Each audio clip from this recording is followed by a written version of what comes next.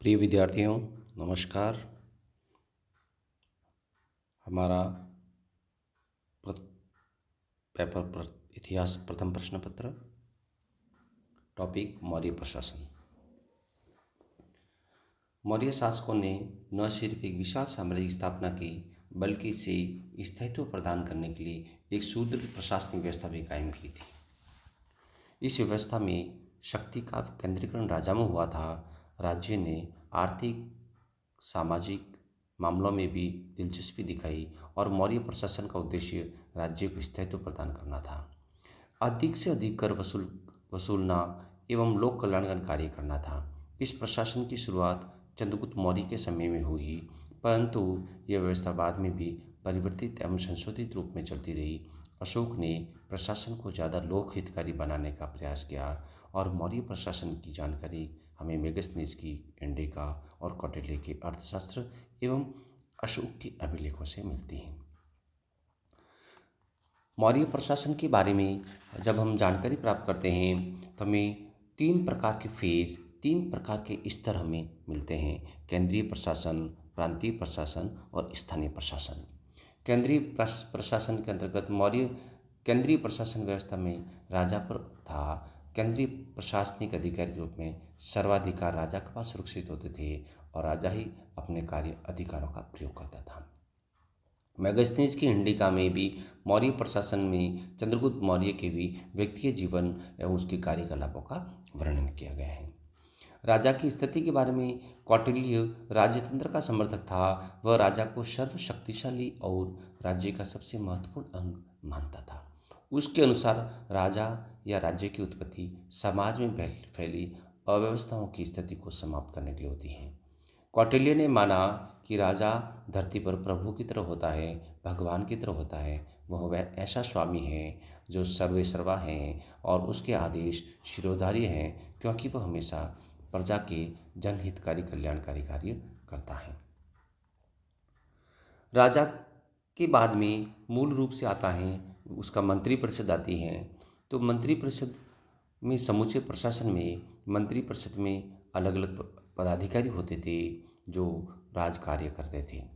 मौर्य काल में केंद्रीय मंत्रिपरिषद होती थी और मंत्रिमंडल के सदस्यों को 48,000 का पूर्ण वेतन मिलता था।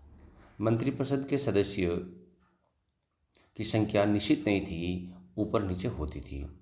मंत्रिपरिषद में बहुत कुछ केंद्रीय मंत्री भी होते थे। मंत्रिपरिषद में महामात्र, पुरोहित, सेनापति, युवराज, समाहर्ता, सन्निधाता, नायक, दंडपाल, दुर्गपाल, अंतपाल, इस प्रकार लगभग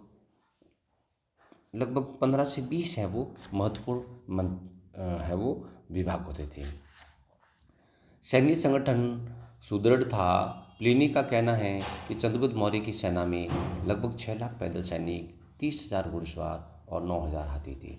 इसी प्रकार पुलिस एवं गुप्तचर व्यवस्था भी महत्वपूर्ण थी। गुप्तचर को गूढ़ पुरुष कहा जाता था। न्याय दंड व्यवस्था कठोर थी और मृत्युदंड की भी व्यवस्था की गई थी। कर प्रणाली सामान्य थी, लेकिन राज्य की व्यवस्था को चलाने के लिए विभिन्न प्रकार के कर लिए जाते थे।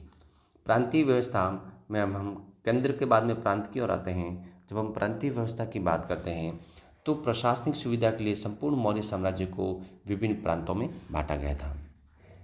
इन प्रांतों में उत्तरापथ था जिसकी राजधानी तक्षशिला थी, अवंतीपथ की राजधानी उज्जैन थी, दक्षिणापथ की राजधानी सुवर्णगिरी थी, कलिंग की राजधानी कौशल्य थी और प्राची की राजधानी पाटलिपुत्र थी।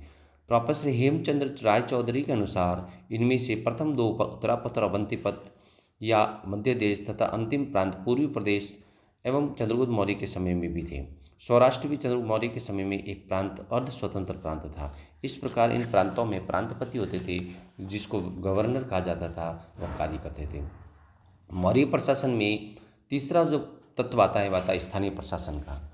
मौर्य काल में स्थानीय प्रशासन के बारे में माना जाता है कि प्रांतों को छोटी प्रशासनिक विभक्त किया गया था। प्रांतों को जिला या स्थानिक में विभक्त किया गया था। जिला प्रशासन का प्रधान स्थानिक होता था, वह समाहर्ता के नियंत्रण में कार्य करता था। एक स्थानीय में करीब 800 ग्राम होते थे। स्थानीय से छोटी प्रशासनिक द्रोणमुख होती थी, इसमें 400 गांवों को सम्मिलित किया गया था। 200 ग्रामों का समूह खरवटी कहलाता था तथा 100 गांवों को मिलाकर संग्रहण का कार्य किया जाता था। शासन की सबसे छोटी इकाई गांव थी। इसका प्रशासनिक अधिकारी ग्रामीण होता था, जो स्थानीय स्तर पर महत्वपूर्ण पदाधिकारी होता था। यूनानी लेखक ग्राम प्रशासन की भी प्रशंसा करते हैं। नगर प्रशासन के बारे में भी मेगस्थनीज के इंडिका में नगर प्रशासन का वर्णन किया गया है। ऐसा माना जाता है कि पाटलिपुत्र में भी नगर प्रशासन का बहुत ही व्यवहारिक एवं महत्वपूर्ण अध्ययन मिलता है। नगर प्रशासन के साथ ही हम मौर्य प्रशासन के महत्वपूर्ण तत्वों को इंगित कर सकते हैं। इस पर इन संपूर्ण तथ्यों के आधार पर यह माना जाता है कि मौर्य काल एक सुदृढ़ काल की व्यवस्था थी और इसके अंतर्गत हैं वह प्रशासनिक व्यवस्था को उत्कृष्ट माना गया है।